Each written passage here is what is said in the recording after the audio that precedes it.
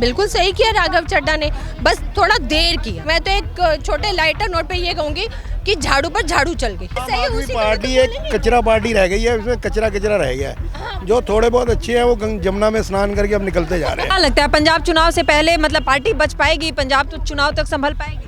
भाई नशेड़ियों की पार्टी बन के रह गई है, गुंडों की पार्टी, टिकट बिलैकियों की पार्टी बन के रह गई है। दिल्ली में कहते थे एलजी काम नहीं करने देता, पुलिस काम नहीं करने देती, पुलिस को गाली बकते थे। पंजाब में पुलिस उनकी, वहाँ के युवा को रोजगार न देना, बहन बेटियों की सुरक्षा न करना, नशा मुक्त नहीं कर सकते। भगवत मान जी कह रहे हैं कि ये सारे देशद्रोही है, ये 7 सांसद जो चले गए ये देशद्रोही है। भगवंत मान जी को पहले ये तो पता कर लो वो होश में है भी या नहीं है। मेरे को तो कभी कभी बहुत हंसी आती है, बताओ ऐसे पियक्कड़ ऐसे नशेड़ियों के नीचे पढ़े लिखे IAS IRS पढ़े लिखे लोग काम करते हैं। नमस्कार, पॉलिटिकल अड्डा में आप सभी का बहुत बहुत स्वागत है। मैं हूँ आपके साथ नेहा राय। आज आम आदमी पार्टी को इतनी बड़ी चोट लगी है कि शायद पार्टी आने वाले ना जाने कितने वक्त ले ले इस बात को संभालने में। पंजाब में चुनाव भी है और पार्टी इस बात का बार बार दावा भी करती है कि पंजाब में हमारी सरकार मजबूत है, हम फिर से एक बार जीत दर्ज करेंगे। लेकिन आज जो हुआ वो एक बार पार्टी को फिर से सोचने पर मजबूर कर दिया है, क्योंकि राघव चड्ढा जो लंबे समय से ये कयास लगाया जा रहा था, ये कहा जा रहा था कि पार्टी से पल्ला बदल सकते हैं, बीजेपी में शामिल हो सकते हैं, कुछ लोग ये भी कह रहे थे कि कांग्रेस में शामिल हो सकते हैं, लेकिन अब यह स्पष्ट हो चुका है राघव चड्ढा अपने साथ 2/3 सांसदों को लेकर बीजेपी में शामिल हो गए हैं।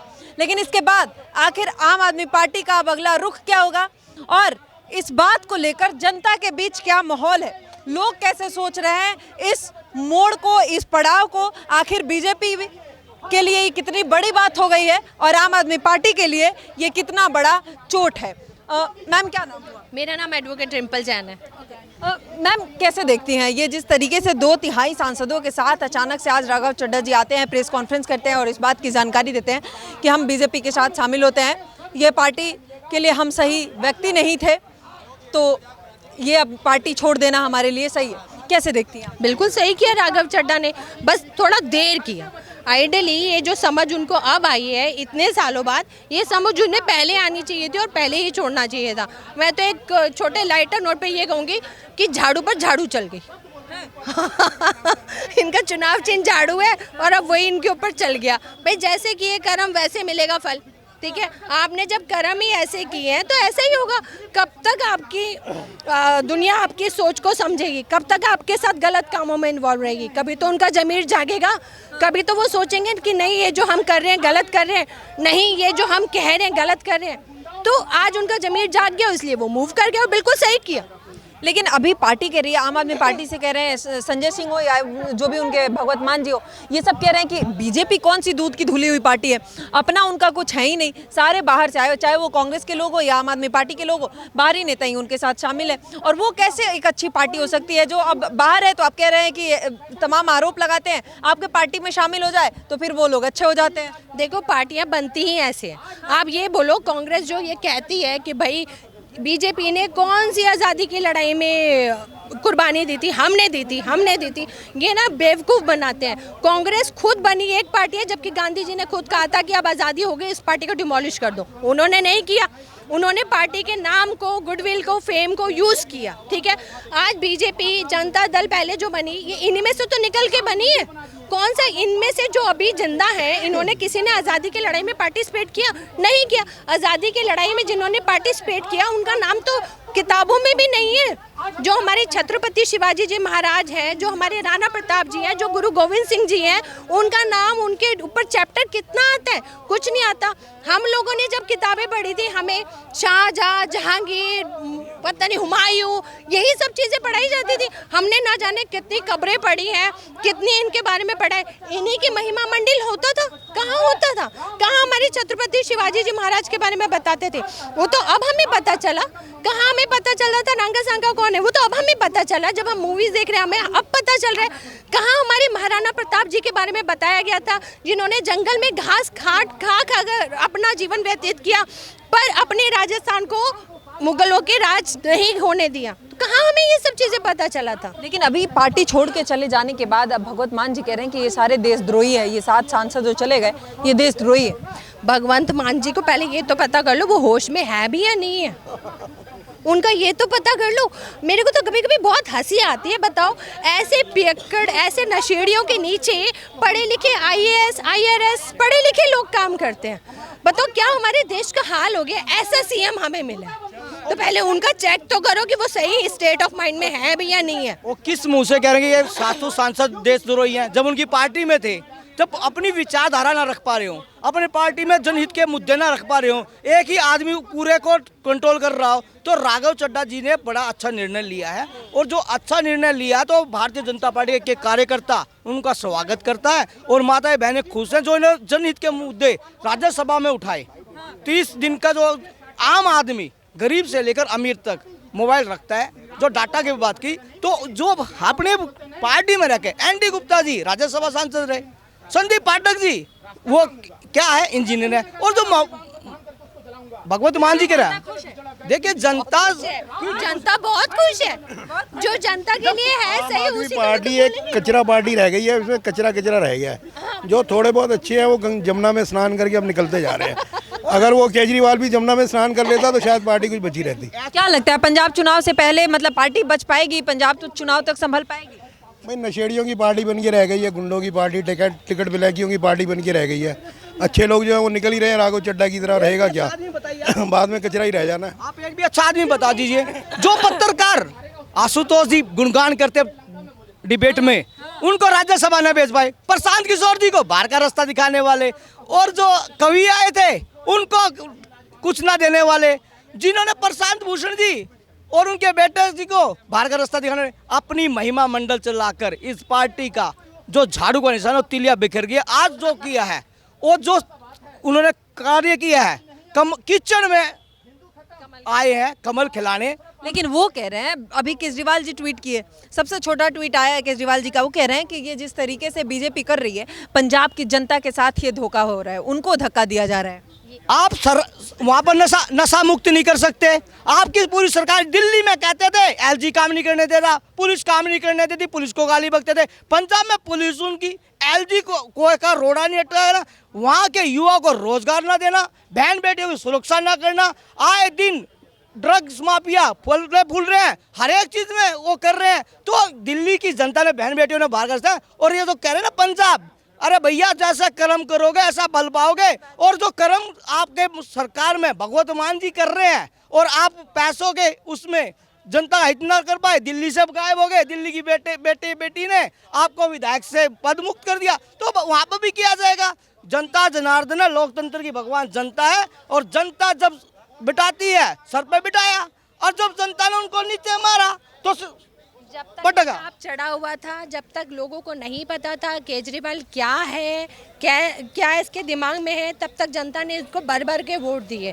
इतनी हाई मेजॉरिटी दिल्ली में हिस्ट्री में कभी भी नहीं आई होगी जो केजरीवाल को मिली। लेकिन केजरीवाल ने उस मेजॉरिटी का मिसयूज़ किया। उसने अपनी ही सिर्फ अपना, मैं, मेरा परिवार, मेरे बीवी बच्चों का भला करने की ही सोची, जो पब्लिक के लिए कुछ नहीं किया। आप खुद सोचो, उसने केजरीवाल के अपने लड़के को वो 15 लाख रुपए महीने का शायद किराया देते हैं कि जिम में मशीनें लगी हुई हैं। वो मशीनें कहाँ लगी हुई हैं? आपका इसमें शीश महल में, ठीक है। आप क्या कहीं भी केजरीवाल जाते हैं, अपने राज्यसभा के सांसद को, जो खुद सिटिंग राज्यसभा की सांसद है, स्वाति मालीवाल को पिटवा देते हैं, ठीक है। कहीं भी केजरीवाल से कोई प्रेस रिपोर्टर कोई क्वेश्चन कर ले, उसे पंजाब की पुलिस से जेल में भिजवा देते हैं। और उनको कितना ह्यूमिलेशन हुआ, क्या क्या उसने सहन किया, ये जग जाहिर है, सबने देखा है। तो क्या है केजरीवाल का सिर्फ ये उद्देश्य है, मैं ही शहंशाह हूँ और दूसरा कोई ही नहीं, और मेरे अंडर सब है। जो भी थोड़ा सा बाहर निकलने की कोशिश करता है या जो भी जनता के लिए अच्छा करने की सोचता है, वो केजरीवाल को बर्दाश्त नहीं होता, केजरीवाल उसे बाहर कर देते। ठीक है, क्या नाम हुआ सर? अमित नाम हुआ मेरा। कैसे देखते हैं सर आज 2/3 सांसदों के साथ राघव चड्ढा जी का बीजेपी में शामिल हो जाना? कोई बात नहीं है, जब विंबलडन का मैच देखेंगे बात होगी कि भैया लाख रुपए तुम्हारा टैक्स भरते हो, 6-6 लाख की टिकट कहाँ से लेते हो, 50-50 हज़ार के होटल में कैसे घूमते हो, ठीक है, खालिस्तानियों के साथ खड़े होते हो। जांच का डर है। ये सारा कुछ आरोप लगने के बाद अब भाजपा में चले जाते हैं तो भाजपा वाले तो गंगा जल लेके बैठे हैं, तुरंत पवित्र छिड़केंगे वो साफ हो जाते हैं। यही आम आदमी पार्टी वाले, यही राघव चड्ढा जी कल तक उसको वॉशिंग मशीन बता रहे थे, आज खुद उसी में धुलने चले गए। देखिए ये भी सवाल, हाँ। देखिए ऐसा है कि अगर राघव चड्ढा जी अगर कांग्रेस पार्टी में चले जाते तो क्या ये जो लोग भाजपा के सारे लोग हंगामा कर रहे हैं, बड़ा अच्छा बता रहे हैं, क्या यही सब बोलते? नहीं बोलते। तब बोलते ये खालिस्तानियों का आदमी था, खालिस्तानियों से फंड लेता था। आज भाजपा में कांग्रेस में चला गया। जैसे ही कोई बीजेपी में चला जाता है वो तुरंत देशभक्त हो जाता है।